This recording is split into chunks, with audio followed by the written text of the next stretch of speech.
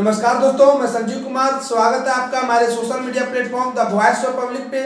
और आज की इस वीडियो में हम लोग चर्चा करेंगे झारखंड में होने वाला अगला उपचुनाव, क्योंकि इसकी प्रबल संभावना हो गई है कि आने वाले कुछ दिनों में झारखंड में फिर से एक अगला उपचुनाव देखने को मिल सकता है। क्योंकि हाल ही में 8 दिसंबर को हजारीबाग एमपी एमएलए कोर्ट ने ममता देवी, जो रामगढ़ की विधायक है, उनको गोला में गोलीकांड केस में 5 साल की सजा सुनाई है। क्योंकि 26 अगस्त 2016 को ममता देवी के नेतृत्व में गोला में आईपीएल कंपनी को बंद कराने के लिए नागरिक चेतना मंच के जरिए धरना प्रदर्शन का आह्वान किया गया था और उन्होंने उस दिन जनसभा को भी संबोधित किया था।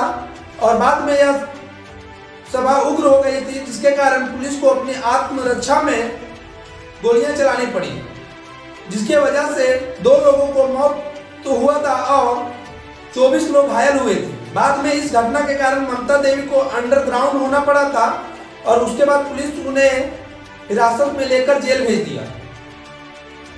जिस समय यह घटना हुआ था उस समय वह जिला परिषद की सदस्य थी और बाद में जेल से छूटने के बाद वह अपने राजनीतिक दायरा को जिला परिषद क्षेत्र से बढ़ाकर विधानसभा क्षेत्र तक किया और आगामी विधानसभा जो 2019 में होने वाली थी उसकी तैयारी में जुट गई और वह कांग्रेस के टिकट पर चुनाव लड़ा और उसने शानदार जीत हासिल की। लेकिन यह मामला कोर्ट में चल रहा था और अब जाकर 8 दिसंबर को एमपी एमएलए कोर्ट के द्वारा उन्हें 5 साल का सजा दिया गया। तब से यह चर्चा शुरू हो गई है कि उनकी विधायकी जाएगी और अगला झारखंड में एक उपचुनाव होने का संभावना प्रबल हो गया है।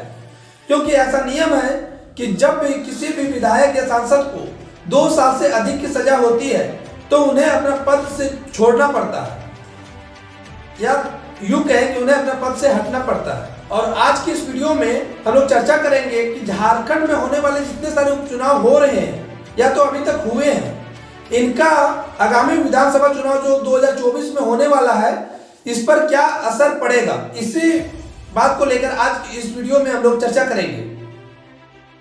मैं आपको बता दूं कि जब से हेमंत सोरेन की गठबंधन की सरकार आई है तब से अभी तक 3 उपचुनाव हो चुके हैं, जिसमें से 2 ऐसे सीट हैं जिस पर कांग्रेस ने जीत दर्ज कराई थी और एक में झामुमो। और जब इन सीटों पर उपचुनाव हुए तो उनका परिणाम में कुछ खासा बदलाव नहीं हुआ। लेकिन मेरी समझ से यदि रामगढ़ में उपचुनाव होता है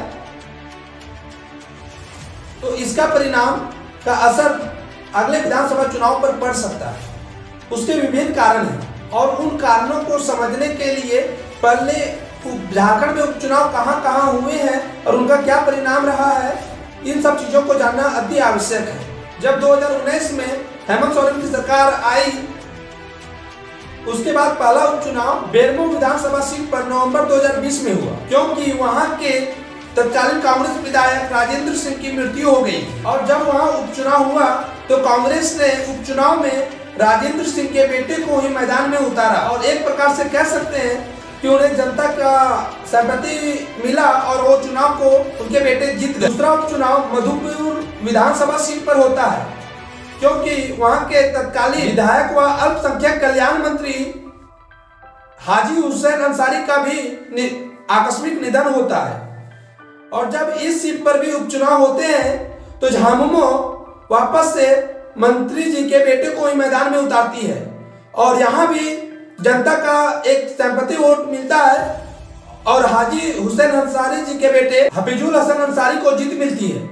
अब तीसरा उपचुनाव मांडर विधानसभा सीट पर होता है जून 2022 में, क्योंकि वहां के कांग्रेस विधायक बंधु तिर्की को आय से अधिक संपत्ति के मामले में कोर्ट के द्वारा उन्हें सजा दी जाती है और उनकी विधायकी चली जाती है और उपचुनाव कराया जाता है और कांग्रेस फिर से अपना वही पुराना पैतरा अपनाता है और बंधु तिर्की की बेटी को चुनाव मैदान में उतारता है, जिनका नाम है शिल्पी नेहा तिर्की। हालांकि इस उपचुनाव को जनता का सहमति वोट नहीं बोला जा सकता है।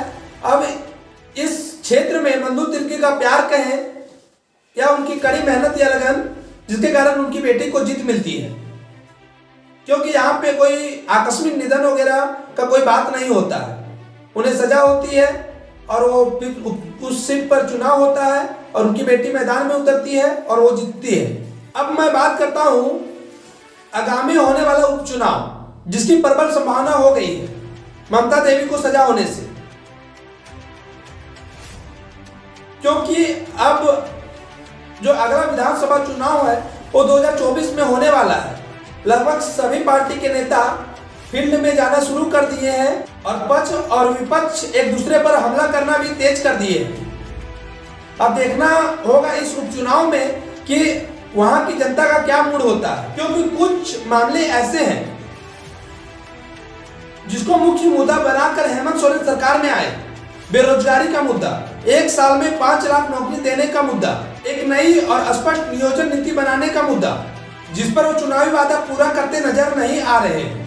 और उन पर भ्रष्टाचार के मामले में ईडी का पूछताछ भी चल रहा है। और मुझे लगता है कि यही उपचुनाव है जो पूरे राज्य में एक संदेश महागठबंधन की सरकार का लेकर जाएगा। इसलिए मेरे नजर में भी रामगढ़ में यदि उपचुनाव होता है तो यहाँ का होने वाला उपचुनाव का परिणाम अगले विधानसभा चुनाव के लिए काफी महत्वपूर्ण होगा। धन्यवाद दोस्तों, आज का वीडियो बस इतना ही। फिर मिलेंगे अगले नई वीडियो में। यदि आपको वीडियो अच्छी लगी हो तो आप वीडियो को लाइक कीजिए और कमेंट करके अपना राय जरूर दीजिएगा। जय हिंद, जोहार झारखंड, धन्यवाद।